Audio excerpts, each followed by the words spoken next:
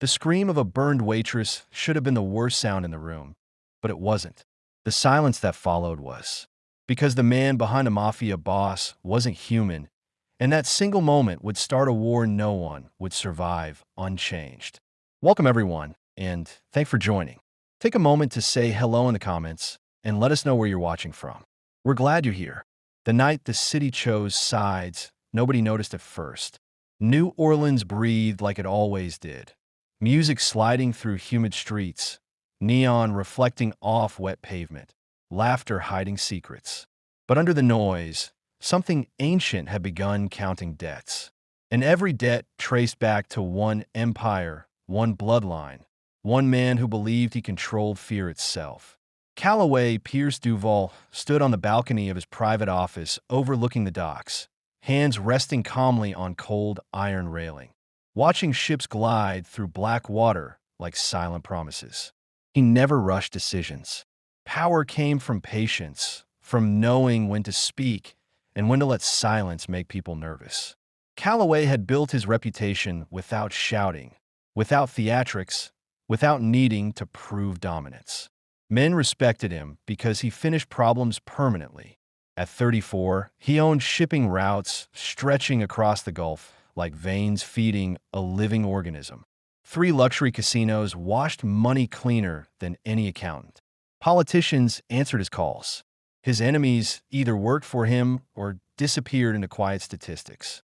But tonight, something sat wrong in his chest. Not fear, never fear, irritation. Workers had quit again. Another night, guard found dead. Another shipment sealed with symbols nobody could explain. He told himself it was rival gangs trying psychological warfare. He refused to believe in ghosts, monsters, or superstition. Below him, cranes moved containers stamped with markings his workers refused to describe. One dock supervisor swore he heard whispering inside a locked container. Another said the metal felt warm, like breathing skin. Callaway fired both men for spreading panic. Fear spreads faster than truth. But privately, he ordered shipments opened in isolated warehouses. Inside one container, they found an antique coffin lined with symbols carved into black wood. No body, just dried blood older than memory. Callaway closed the container and sold it to a private collector without asking questions. He believed every mystery had a price. He had not yet learned some mysteries collect payment in blood instead. Across the harbor, Elena Mero tied her apron behind her waist and checked her reflection in the dark restaurant window. Light skin warmed by Louisiana sun, tired eyes that refused to give up, hair pulled into a neat braid so customers couldn't complain. She wasn't beautiful in a magazine way. She was real, gentle, strong in quiet ways. She worked 2 jobs, sent money home, and pretended she wasn't afraid of night streets. Velour Rouge paid well enough to survive, and survival was her main goal. She learned early powerful men rarely noticed women like her. Invisible people lived longer. Invisible people heard secrets. 2 weeks ago, a man sat in her section who didn't blink once during his entire meal. Pale skin, old eyes, voice softer than velvet and colder than winter water. He ate nothing but ordered wine he didn't drink. When he left, he placed a silver coin on her tray and told her to keep it close. Something in his voice made her obey. The coin felt warm against her skin whenever she wore it. Sometimes, she swore she heard faint humming when she was alone. She told herself it was imagination. Imagination didn't pay bills. Imagination didn't protect her little brother from the world. That same man now walked through the city streets like a shadow, pretending to be human.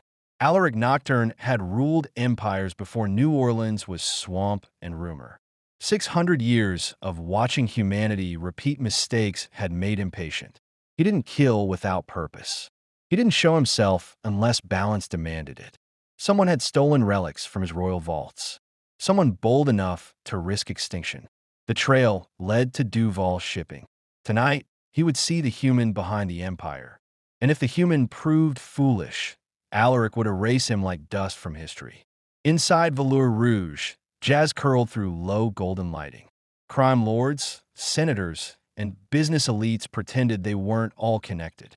Elena balanced a tray of coffee and dessert plates, heart steady, mind counting tips needed to pay rent. In the VIP section, Calloway sat surrounded by men who laughed too quickly at his jokes. His phone call with federal investigators still echoed in his ears. Pressure built behind his calm expression. He hated losing control more than anything.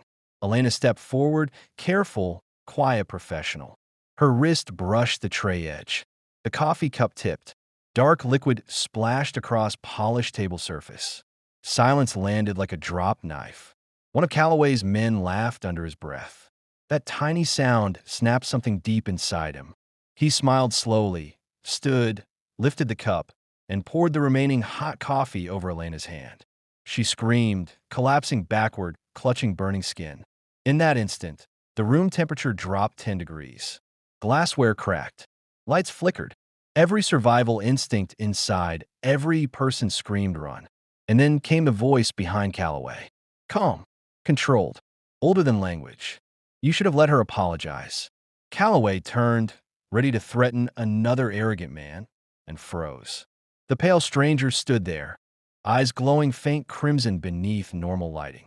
The entire room felt like gravity had doubled. Alaric's gaze moved to Elena's necklace. Recognition flashed. Then his eyes returned to Calloway with something far worse than anger. Judgment. You just harmed someone under my protection, he said softly. You have declared war on something older than your bloodline.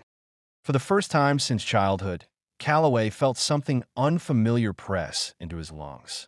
Not fear, warning. Here is where you decide something, reader. If you were in that room, would you stand with cruelty or protection? Because evil grows when silence protects it. If you believe people like Calloway deserve consequences when they hurt the powerless, prove you're not siding with monsters. Comment, no one is above justice. Only people who secretly support bullies would stay silent. Elena lay shaking on the floor, tears mixing with shock, unaware her life had just become more valuable and more dangerous than anyone in that room. Alaric knelt beside Elena, voice gentler than sunrise. You're safe. The coin around her neck glowed faintly. Pain dulled instantly. She stared at him, confused, terrified, strangely comforted. Calloway watched, mind racing, calculating, refusing to accept anything supernatural. But logic couldn't explain how his body refused to move when Alaric stood. We will speak soon, Alaric told him quietly. You owe a debt now. Then he was gone, like darkness swallowing itself. The room slowly returned to normal. But nothing inside Calloway felt normal anymore. Later that night, Calloway sat alone in his penthouse office, replaying the moment. No cameras caught Alaric leaving. No staff could describe him clearly. Elena was sent home with medical bills covered anonymously. Calloway told himself it was staged intimidation. Yet, deep down, he knew real power when he felt it. And tonight, he had felt something that could erase him effortlessly. For the first time in years, he poured whiskey with hands that weren't perfectly steady. Meanwhile, Elena sat on her small apartment couch, bandaged hand resting in her lap. The coin felt warm, comforting. She should have been terrified. Instead, she felt chosen, protected, and somehow connected to the strange man who saved her. She didn't know why, but she wanted to see him again. Not out of fear, out of something softer, something dangerous. Outside her window, thunder rolled across the city. New Orleans had begun changing sides, and none of them would ever go back to who they were before that cup of coffee fell. The first ship was found just before sunrise, drifting without navigation lights 10 miles off the coast. The Coast Guard reported it as mechanical failure. Calloway's private security knew better the moment they stepped on board. No bodies, no signs of struggle, just cargo containers left open like mouths frozen mid-scream. Inside one container, the metal walls were covered in deep claw marks, carved from the inside out. In another, the floor was layered with ash that had once been something solid, something alive. The air still smelled faintly of iron and something older, like dust sealed inside ancient tombs. Calloway arrived by helicopter, expression carved from stone. He walked through the ship without speaking, shoes crunching softly against scattered debris. His men waited for orders that didn't come. He stopped in front of the container, holding the ash, and crouched, rubbing the gray powder between his fingers. It felt too fine to be burnwood, too light to be human remains. Something in his chest tightened. Not fear, he told himself. Just anger. Someone had taken one of his ships. Someone had killed his crew. That meant someone wanted his attention. Check every camera angle, he said finally. Every port record. I want names. But even as he spoke, he knew cameras wouldn't show what did this. The memory of red-tinged eyes and air that felt like pressure on his bones wouldn't leave him. By mid-morning, 2 more ships were found drifting. Same pattern. No bodies. Open containers. Ash. His most loyal enforcer, a man named Thomas Hale, stopped answering calls. Thomas had been with him since he was 19. Thomas didn't disappear. Thomas made other people disappear. By noon, Calloway understood something was happening that money couldn't fix. Across the city, Elena woke to sunlight cutting through thin curtains and pain that had dulled to a strange, numb warmth.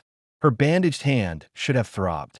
Instead, it felt like the injury had happened weeks ago, already healing. She unwrapped the bandage carefully. The skin was pink but unbroken. No blistering, no burn lines, just faint redness fading by the minute. Her breath caught. That wasn't possible. The silver coin rested against her collarbone, warm as skin.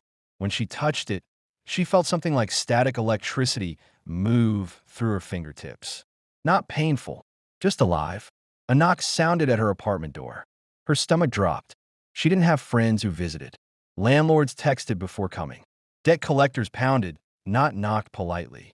She walked slowly to the door and opened it halfway. Alaric Nocturne stood in the hallway like he had been there for centuries. Up close, he looked less like a monster and more like a man carved from old marble. Pale, yes. Still, yes.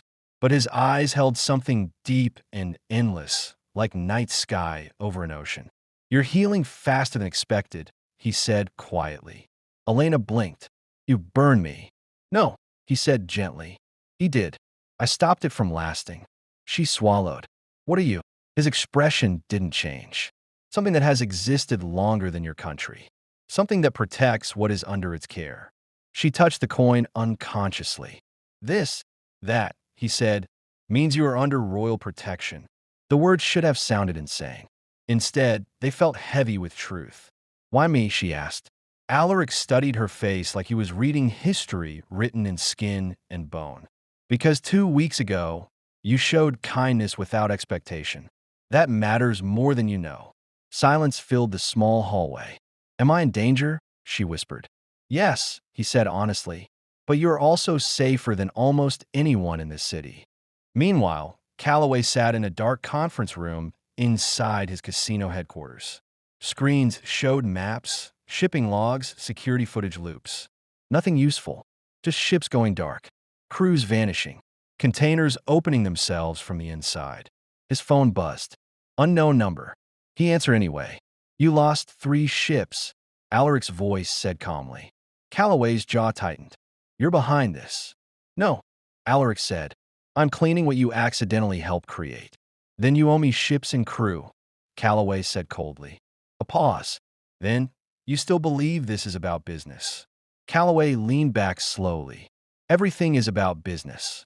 No, Alaric said softly. Some things are about survival. The line went dead. For the first time in years, Calloway felt like he was standing on ground that might collapse without warning. Back at Elena's apartment, Alaric stood near the window. Looking out at the street like sunlight was a language he didn't quite speak anymore. Someone is using your city, he said. Using your docks. Using him. Elena crossed her arms. Then stop them. I will, he said. But war is rarely clean. She studied him. You could have killed him last night. Yes. But you didn't. No, why? Alaric turned, eyes softer than she expected. Because he is not the enemy. Not yet. The words hung between them like fragile glass. Far across the city, in an abandoned church basement flooded with candlelight, something moved inside a circle of carved symbols. A figure stepped forward from shadow, tall, thin, eyes black as oil. Duval has made contact with the king, a voice whispered. Good, another voice replied. Let them weaken each other. A metal case opened, revealing weapons etched with symbols meant to kill immortals. The war begins sooner than expected. Back in the city center, Calloway stood in front of his office window again as night began swallowing the horizon. 3 ships gone, Thomas missing, federal pressure rising, and a voice in his head repeating words he couldn't ignore. You declared war. He poured another drink and didn't taste it. For the first time since he took control of his empire, Calloway Pierce Duval understood something terrifying. He wasn't the biggest predator in his city anymore. And somewhere in New Orleans, something ancient was deciding whether he was worth saving or worth erasing. Night fell over New Orleans like a slow, closing eye, heavy with storm clouds and secrets pressing closer to the surface. By the time neon lights flickered awake along Bourbon Street, Calloway Pierce Duval had already made 3 decisions he never thought he would make in his lifetime. He canceled 2 shipments. He moved his remaining ships out of main trade routes. And for the first time since he built his empire, he ordered his men to avoid opening certain containers entirely. Not because he was afraid, he still refused to name the feeling that way, but because instinct, something older than logic, told him he was standing too close to something that didn't recognize human power structures. His office smelled like whiskey and rain. Lightning flashed across the harbor, illuminating cranes frozen mid-work like giant skeletons. His phone buzzed again. This time, it was one of his dock's supervisors, voice shaking hard enough Calloway could hear teeth clattering. Boss, there's something in Warehouse 9. Calloway closed his eyes once, then grabbed his coat. Lock the building. Nobody leaves. 20 minutes later, he walked into Warehouse 9 surrounded by 6 armed men who suddenly looked like children holding toys. The air inside was cold enough to fog breath. The lights flickered in uneven pulses. One container sat open, its doors bent outward like something had forced its way out instead of being opened normally. Inside, deep gouges carved through solid steel like it had been clay. And in the center of the warehouse floor stood a figure. Not quite human in shape. Too tall, limbs too long, skin stretched pale gray over sharp bone angles. Eyes like hollow wells swallowing light. One of Calloway's men raised his gun. The creature moved faster than thought. Bones snapped. Blood sprayed. The body dropped before the sound even registered. Calloway didn't run. He stared, because something in him understood running wouldn't matter. The creature tilted its head, sniffing the air like an animal recognizing scent. Then it smiled, rows of needle teeth clicking together softly. Duval, it rasped. Before it could move again, the warehouse lights exploded all at once. Darkness swallowed the room. Then red light bloomed like sunrise made of blood. Alaric stood between Calloway and the creature. Not moving, not breathing, just present in a way that made reality itself feel thinner. The creature hissed and backed away. King, it said, voice cracking like dry leaves. You are not invited into this city, Alaric said quietly. The creature trembled. Calloway watched, stunned, as something that had just slaughtered an armed man like paper now looked afraid. I feed where I am sent, it said. Then return and tell whoever sent you, Alaric replied, voice turning colder than the grave, that New Orleans is under my protection. The creature vanished into darkness like smoke ripped apart by wind. Silence fell, broken only by rain hammering the warehouse roof. Calloway exhaled slowly. What the hell was that? Alaric didn't turn around. A scout. For what? For a war you helped fund. Calloway's jaw tightened. I didn't know. No, Alaric said. You didn't. That is the only reason you are still alive. Those words should have made him angry. Instead, they settled heavy and real in his chest. Across the city, Elena sat on her couch holding a mug of tea she wasn't drinking. The coin around her neck pulsed faint warmth, like a heartbeat not her own. She couldn't stop thinking about Alaric's eyes. Not the red glow, the sadness behind it, the loneliness. A sudden pressure filled the room, like air thickening. She turned. Alaric stood near her kitchen counter. She jumped, then exhaled. You really need to stop doing that. My apologies, he said, though his tone suggested he had apologized for centuries without meaning it. You're worried, she said, studying him. Yes. About me? About everything. She set the mug down. Then tell me the truth. All of it. Alaric was silent for a long moment. Someone is gathering weapons designed to kill my kind, he said finally. They're using criminal empires to move them unnoticed. Your mafia boss is not the architect. He is infrastructure. Elena absorbed that. And me. You are unexpected, he said softly. She looked down, suddenly aware of how close he stood. Most humans under protection are political, he continued. Strategic. You were chosen because of one moment of kindness. Her throat tightened. That feels like a lot of pressure. Yes, he said quietly. It is. Back at the warehouse, Calloway stood over the body of his dead guard. Anger and something else twisting together in his chest. How do I stop this? He asked. Alaric turned finally, eyes dimmer now, almost human. You start by telling me who is paying you to move sealed containers without inspection.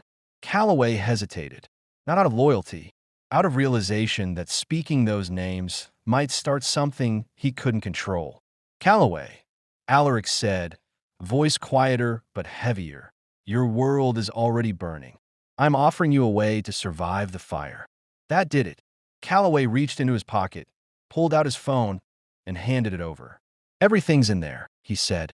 Accounts, contacts, shell companies, all of it. Alaric took it, eyes scanning the screen faster than humanly possible. Then his expression darkened. This is worse than I thought, he murmured. Why? Calloway demanded. Alaric looked up slowly. Because this is not one enemy. Lightning cracked outside. Someone is trying to start a war between humans and vampires, Alaric said. And if they succeed, there will be nothing left of either world. Across the city, in the candlelit basement, the tall, shadowed figure smiled as reports came in. The king has revealed himself, a servant whispered. Good, the figure said softly. Let him protect the girl. Let him protect the Mafia king. When the war begins, he will have too many weaknesses to win. The metal case snapped shut, and inside, weapons older than nations waited patiently. Back in Elena's apartment, she stood inches from Alaric, heart beating too fast for comfort. You're going to fight a war, aren't you? She said. Yes. And you're going to protect me. Yes. She swallowed. Why does that make me more scared? Not less. For the first time, something like a sad smile touched his mouth. Because you're starting to understand what I am. Outside, thunder rolled like distant artillery. Across the city, Calloway Pierce Duval stood in the rain outside his warehouse, staring up at black clouds and understanding something he never thought possible. Power wasn't about control. Power was about survival. And survival meant choosing a side, even if that side belonged to monsters. And somewhere deep beneath New Orleans, something ancient and hungry woke fully for the first time in centuries and began preparing to collect every debt owed in blood. Rain fell over New Orleans in long silver sheets, turning streets into mirrors of blurred neon and lightning. By midnight, the city felt like it was holding its breath. Calloway Pierce Duval stood alone on the roof of his casino, coat darkened by rain, staring at the skyline he had spent years conquering piece by piece. He used to look at this view and see ownership, control, territory. Tonight, he saw something else. Fragility. Because power meant nothing if something older could erase it in a single night. Behind him, the rooftop door opened without sound. Alaric stepped out into the rain like it didn't touch him. They are moving tonight, Alaric said. Calloway didn't turn. Where? Beneath the old river tunnels, Alaric said. They're preparing something large. Something meant to kill thousands at once. Humans and vampires. Calloway let out a slow breath. Then let's stop them. Alaric studied him carefully. You understand you may not survive. Calloway finally turned, rain running down his face like tears he refused to shed. I survived worse than death when I was 12. This city is mine to protect, even if I didn't deserve it before. Alaric nodded once.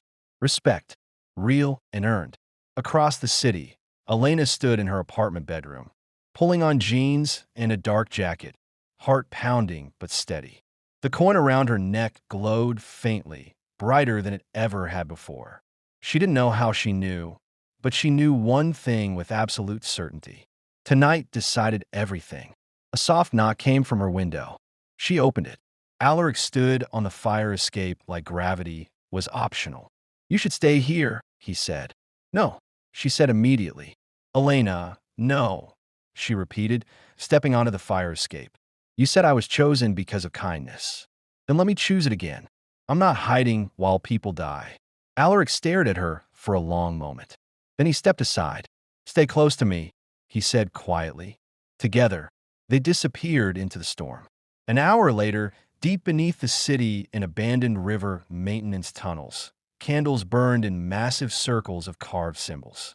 Dozens of figures in dark coats moved around metal crates stacked like altars. Weapons, relics, coffins sealed in anti-vampire runes. And at the center stood the architect of the coming war, a tall man with pale skin etched in ritual scars and eyes black as endless pits. "Tonight," he said softly, "we reset the balance. Humans will fear the dark again, and vampires will crawl back into extinction." A low chuckle echoed through the tunnels. "Ambitious," Alaric said, stepping into the light. Chaos erupted instantly. Armed guards opened fire. Bullets stopped inches from Alaric's body, dropping harmlessly to the ground. Calloway and his men stormed in from a side tunnel, returning fire, taking down human guards fast and efficiently. Elena stayed behind a concrete pillar, heart racing, watching two worlds collide in front of her eyes. The scarred man smiled. "The king arrives personally. How predictable." "You are trespassing in my territory," Alaric said. "Your territory?" The man laughed. "You parasites have fed on this world long enough." He opened a metal case and lifted a blade glowing with ancient energy. Even Alaric tensed. The man lunged. They moved faster than sight. Steel clashed with supernatural force, shockwaves cracking tunnel walls. Dust and stone rained from the ceiling. Calloway dragged Elena back as part of the tunnel collapsed where she'd been standing seconds before. "You okay?" he shouted. She nodded, shaking but determined. "You shouldn't be here," he said. "I know," she said, "but neither should you." For the first time, he almost smiled. Across the chamber, Alaric and the scarred man fought like forces of nature. The blade cut Alaric's shoulder. Dark blood hit the ground, smoking. The scarred man grinned wildly. "See? You can die." "Yes," Alaric said calmly, "but not before you." In one brutal movement, Alaric snapped the man's weapon arm, then drove him through a stone pillar. The tunnel shook violently. The remaining attackers tried to flee. Calloway's men cut them off. Within minutes, it was over. The scarred man lay pinned beneath broken stone, still alive, still smiling through blood. "You think this ends it?" he coughed. "We are everywhere. Governments, militaries, corporations. Humans are done being cattle." Alaric looked down at him. "Humans were never cattle. Monsters like you simply wanted them to be afraid." He ended the man's life with one clean movement. Silence fell except for distant, rushing river water. Elena stepped forward slowly, eyes locked on Alaric's wound. "You're hurt. It will heal," he said. She reached out without thinking and pressed her hand lightly against his shoulder. The coin around her neck flared warm and bright. The bleeding slowed instantly. They both froze. Something deeper than protection passed between them in that moment. Something neither of them had expected to feel again. Across the chamber, Calloway watched quietly, understanding something he couldn't name but respected instinctively. Hours later, emergency crews would find the tunnels collapsed, assuming gas explosions. The weapons would be gone. The bodies would never be found.